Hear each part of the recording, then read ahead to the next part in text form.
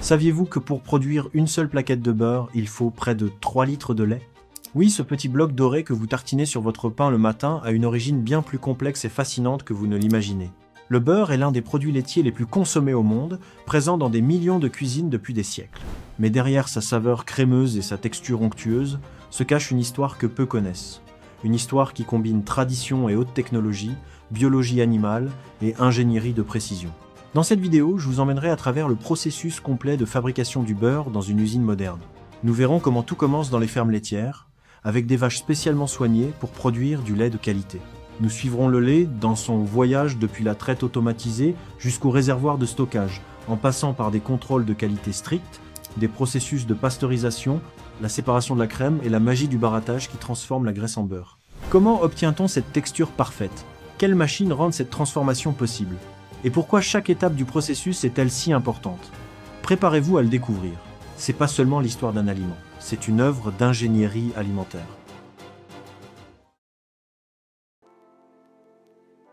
Tout commence dans les fermes laitières, où les protagonistes incontestés sont les vaches, mais pas n'importe quelle vache. Les vaches laitières sont soigneusement sélectionnées pour leur capacité de production, leur génétique et leur santé générale. Une vache commence à produire du lait seulement après avoir mis bas, ce qui se produit approximativement à l'âge de 2 ans. Après son premier vélage, elle peut produire du lait de manière continue pendant plus de 300 jours par an. Chaque jour, une vache peut générer entre 25 et 30 litres de lait. Mais pour que cela se produise, son alimentation doit être précise et constante. Les agriculteurs conçoivent des régimes équilibrés à base d'ensilage de maïs, de foin, de luzerne et de suppléments riches en protéines, fibres et minéraux essentiels. Cette alimentation influence non seulement la quantité, mais aussi la qualité du lait.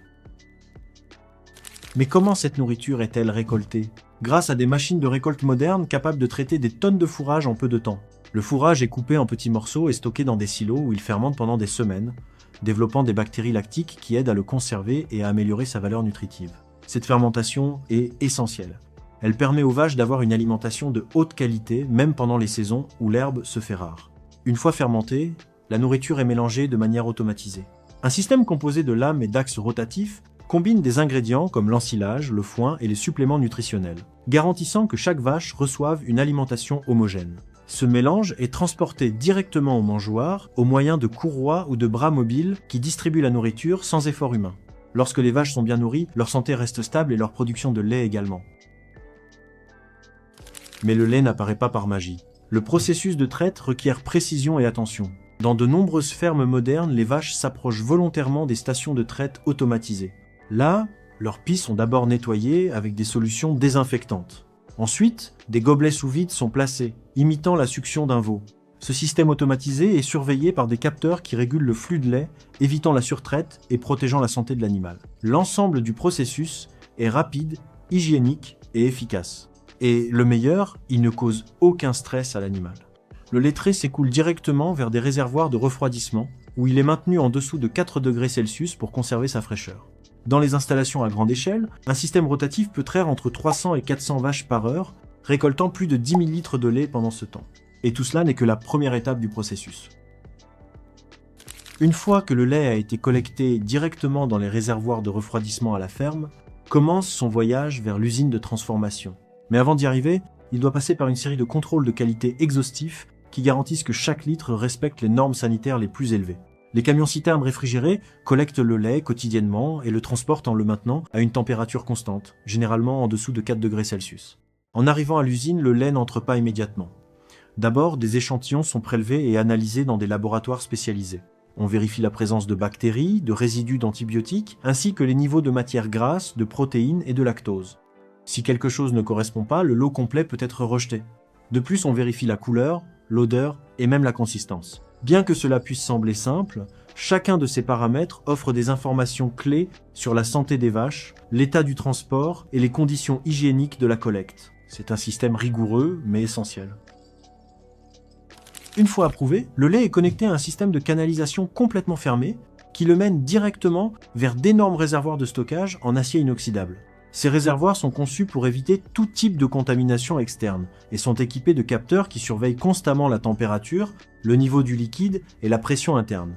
Ce système ne protège pas seulement le lait, il permet également une traçabilité totale du produit. c'est-à-dire savoir exactement de quelle ferme il provient, quand il a été collecté et dans quelles conditions il a été transporté. Tout cela se réalise en quelques minutes, sans contact humain et avec une précision millimétrique. Ce niveau de contrôle garantit que le lait, qui sera transformé en beurre, respecte non seulement les exigences légales, mais aussi les normes de qualité exigées par les fabricants les plus exigeants du monde. Une fois que le lait a été approuvé et stocké dans des conditions optimales, l'étape cruciale suivante est la pasteurisation. Ce processus consiste à chauffer le lait à des températures entre 72 et 75 degrés Celsius pendant environ 20 secondes pour éliminer toute bactérie dangereuse sans affecter ses nutriments essentiels. Cet équilibre entre sécurité et intégrité nutritionnelle est vital pour maintenir la qualité du produit final. Durant la pasteurisation, le lait est agité constamment dans des réservoirs spécialement conçus. Ce mouvement évite la formation de grumeaux, permet une distribution uniforme de la chaleur et garantit une texture homogène. Le système est complètement automatisé et surveillé par des capteurs qui ajustent en temps réel la température et la vitesse d'agitation, assurant la précision de chaque lot. Une fois pasteurisé, le lait passe à un autre processus, la séparation. Ici, on utilise une centrifugeuse à haute vitesse qui tourne à environ 6000 révolutions par minute. Cet équipement sépare la matière grasse du lait du reste des composants, donnant lieu à deux produits, le lait écrémé et la crème. La crème est l'ingrédient principal pour fabriquer le beurre. Sa teneur en matière grasse est beaucoup plus élevée et c'est pourquoi elle est soigneusement collectée pour passer à la phase suivante du processus. Pendant ce temps, le lait écrémé est destiné à d'autres produits laitiers ou réutilisé selon les besoins de l'usine. Le processus de séparation est extrêmement délicat. Une agitation excessive peut introduire de l'air dans le mélange, générant des bulles qui affectent la qualité du produit final. C'est pourquoi les systèmes modernes incluent des éliminateurs d'air qui purifient la crème avant de passer à l'étape suivante. Tout cela se produit en quelques minutes, dans des lignes de production parfaitement synchronisées. C'est une chorégraphie industrielle qui combine vitesse, hygiène et précision. Grâce à cette technologie, chaque goutte de crème utilisée est prête à se transformer en beurre de haute qualité. Avec la crème déjà séparée et purifiée, commence l'un des moments les plus fascinants du processus, la transformation de cette crème en beurre. Cette étape se déroule dans d'énormes cylindres rotatifs connus sous le nom de barattes industrielles. Ces tambours tournent à des vitesses allant jusqu'à 3000 révolutions par minute, générant une intense force centrifuge. L'objectif est clair, rompre l'émulsion qui maintient la graisse liée à l'eau dans la crème. Au début du barattage, la crème a une texture liquide épaisse, mais peu à peu les molécules de graisse commencent à s'agglomérer, formant de petits grumeaux.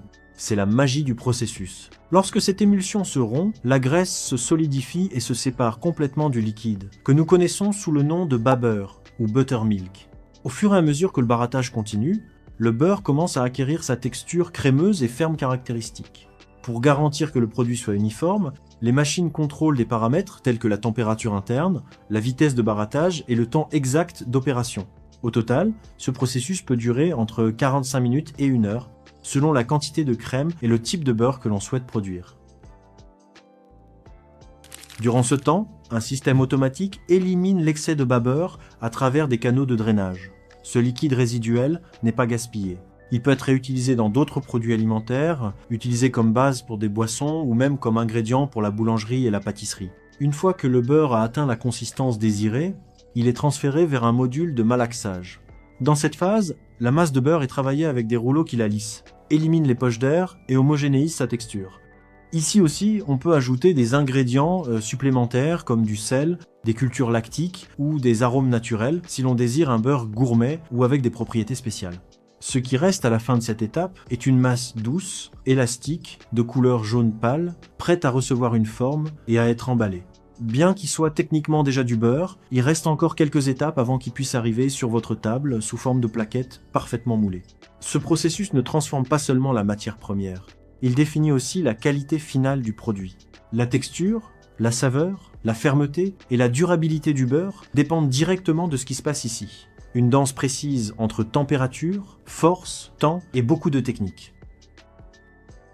Le beurre est déjà formé, mais nous n'avons pas encore terminé. Avec le beurre déjà formé, il est temps de lui donner la forme finale que nous connaissons tous. Ce processus commence par le moulage, au cours duquel de grands blocs de beurre mou sont placés à l'intérieur de presses mouleuses automatiques. Ces machines appliquent une pression depuis différents angles pour compacter le beurre, éliminer toute bulle d'air restante et assurer une texture uniforme et ferme. Ensuite, les blocs compacts passent au système de découpe. Ici, des lames de haute précision divisent le beurre en portions plus petites et maniables, généralement entre 200 et 500 grammes.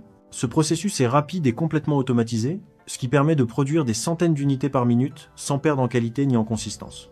Une fois découpé, le beurre n'est pas encore prêt à être emballé. D'abord, il passe par une phase de remalaxage, où il est légèrement adouci pour garantir que chaque plaquette ait une texture parfaite. Cette étape est essentielle pour éliminer les imperfections et donner la finition lisse caractéristique du produit. Ensuite, les portions de beurre passent par une machine d'emballage automatique. Chaque unité est emballée dans du papier ou un film spécialisé qui protège contre la lumière, l'oxygène et autres facteurs qui pourraient détériorer le produit. À cette étape, on ajoute également les étiquettes avec les informations nutritionnelles, la date de péremption et l'origine. De plus, certains systèmes incluent des capteurs qui vérifient que chaque paquet ait le poids exact. Si une plaquette est hors de la plage attendue, elle est automatiquement retirée de la ligne de production. Cette précision évite les erreurs et garantit un standard de qualité constant. Finalement, les plaquettes emballées sont regroupées dans des cartons et stockées dans des chambres frigorifiques à température contrôlée. Ainsi, on garantit que le beurre conserve sa fraîcheur et sa saveur jusqu'à arriver au supermarché et ensuite dans votre cuisine. Ce processus final de pressage, découpe et emballage est aussi important que n'importe quelle autre étape, car dans l'industrie alimentaire, la présentation, la conservation et l'hygiène sont aussi importants que la saveur. Maintenant que vous connaissez l'incroyable voyage du beurre depuis la ferme jusqu'à votre cuisine, il est impossible de ne pas regarder cette plaquette dorée avec de nouveaux yeux. Ce qui semble être un simple aliment est, en réalité, le résultat de précision technologique, de soins aux animaux, de processus industriels et de siècles d'évolution alimentaire. Chaque étape, depuis la traite jusqu'à l'emballage final, joue un rôle clé pour garantir la qualité, la sécurité et la saveur que nous tenons tous pour acquis. Derrière chaque portion se trouve de la science, de l'ingénierie et une passion pour l'excellence. La prochaine fois que vous tartinerez du beurre sur votre pain, souvenez-vous de tout ce qu'il y a eu derrière. Des vaches en bonne santé, des agriculteurs dévoués, des machines sophistiquées et un système qui fonctionne comme une horloge suisse pour garantir que ce petit luxe quotidien arrive parfait sur votre table. Et voici la question du jour, celle qui ouvre les débats. Si le beurre était inventé aujourd'hui, accepterions-nous son coût écologique ? Parce qu'au final, on tolère souvent ce qui est ancien, sans jamais le remettre en question. Alors, indispensable ou héritage qu'on n'ose pas remettre en question, donnez-moi votre avis dans les commentaires. Si ce documentaire vous plaît, alors n'oubliez pas de mettre un like, de vous abonner et d'activer la cloche pour ne manquer aucun de nos contenus. Mais ne partez pas encore, ce n'est pas tout. La suite de cette vidéo sera tout aussi passionnante, alors restez avec nous jusqu'au bout.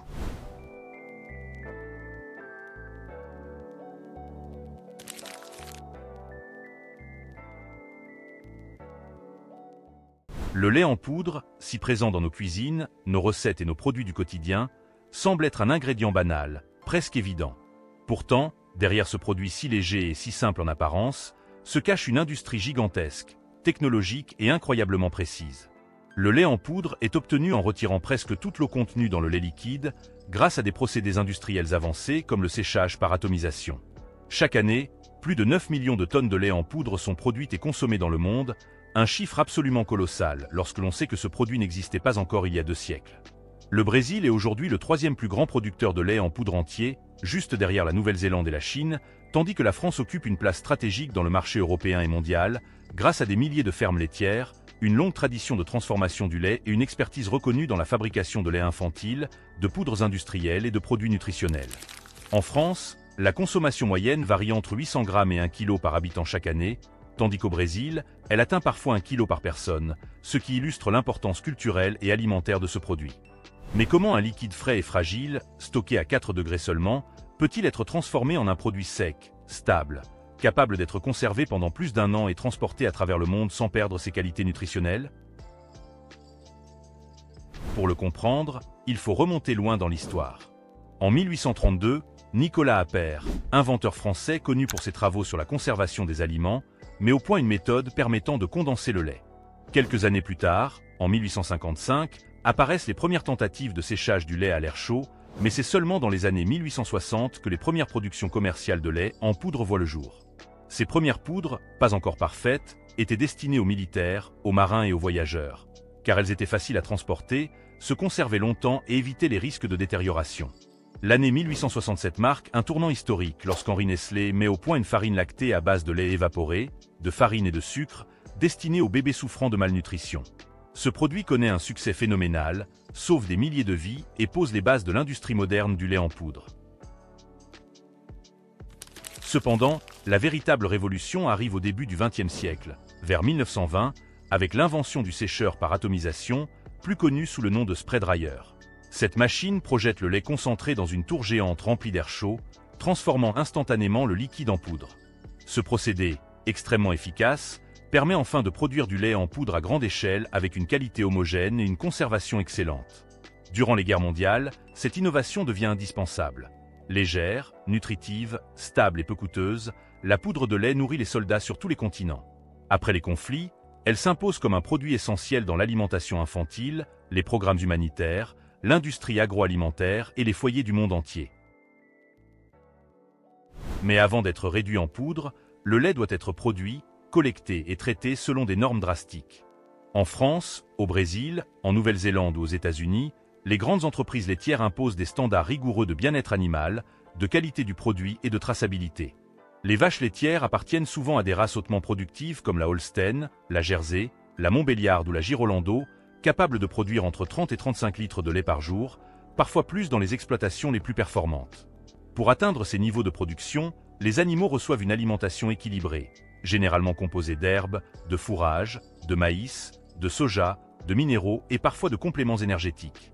Elles bénéficient également d'un accès constant à de l'eau propre, d'un suivi vétérinaire permanent et d'environnements adaptés, qu'il s'agisse de pâturage, d'étables ventilées ou de structures modernes équipées de robots de traite. La traite se déroule 2 à 3 fois par jour. Avant chaque session, les trayons sont inspectés, nettoyés à l'aide d'une solution désinfectante douce, puis séchés. Les premiers jets de lait sont systématiquement éliminés pour vérifier leur couleur et leur odeur, afin d'écarter toute anomalie liée à une infection comme la mastite. Une fois la vache prête, les manchons trayeurs en silicone sont fixés sur les trayons. Le système imite la succion du veau, alternant pression et relâchement. Le lait circule dans des tuyaux en acier inoxydable jusqu'au tank réfrigéré de la ferme, où il est immédiatement refroidi à environ 4 degrés, ce qui bloque la prolifération des bactéries. Le transport vers l'usine est tout aussi strict. Le chauffeur-préleveur inspecte le lait directement à la ferme et ne collecte jamais un lait qui ne correspond pas aux critères établis.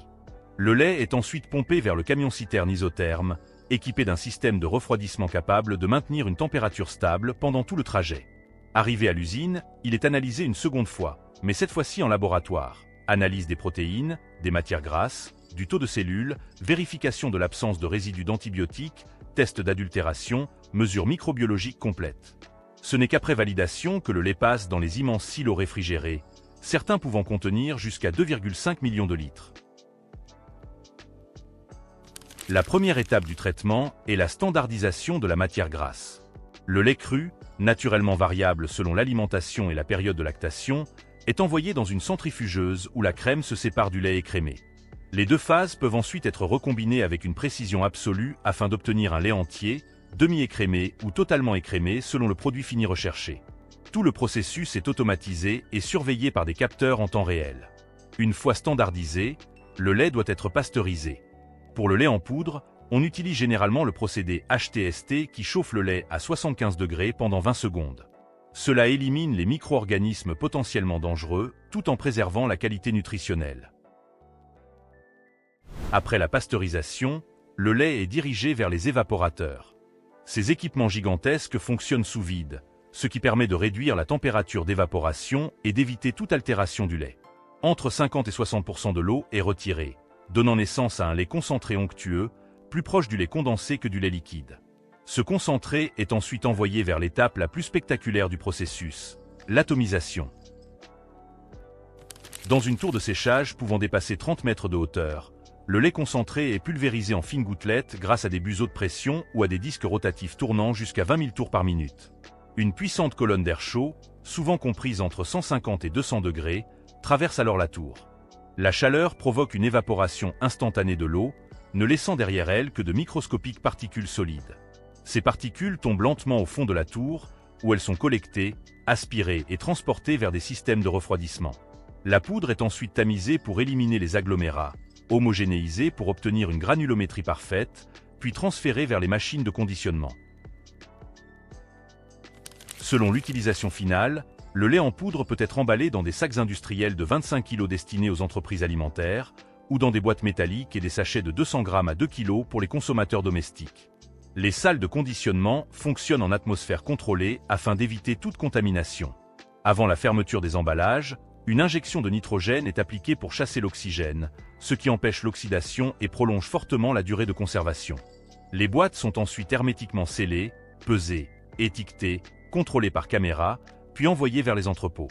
Les produits peuvent ensuite être distribués dans les supermarchés, expédiés à l'étranger, utilisés dans la fabrication de chocolat, de gâteaux, de crème glacée, ou envoyés dans des programmes humanitaires destinés aux régions en crise.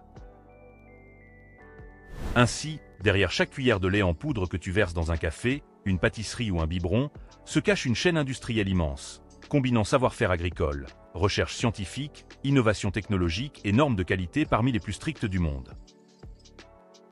Si ce documentaire vous plaît, alors n'oubliez pas de mettre un like, de vous abonner et d'activer la cloche pour ne manquer aucun de nos contenus. Et dis-nous en commentaire, quand tu vois toutes ces étapes ultra contrôlées, tu trouves que le lait en poudre est un produit rassurant ou que c'est trop transformé? Et selon toi, le lait en poudre est-il meilleur, moins bon ou exactement pareil que le lait liquide en termes de qualité? On veut connaître ton avis honnête sur ces questions.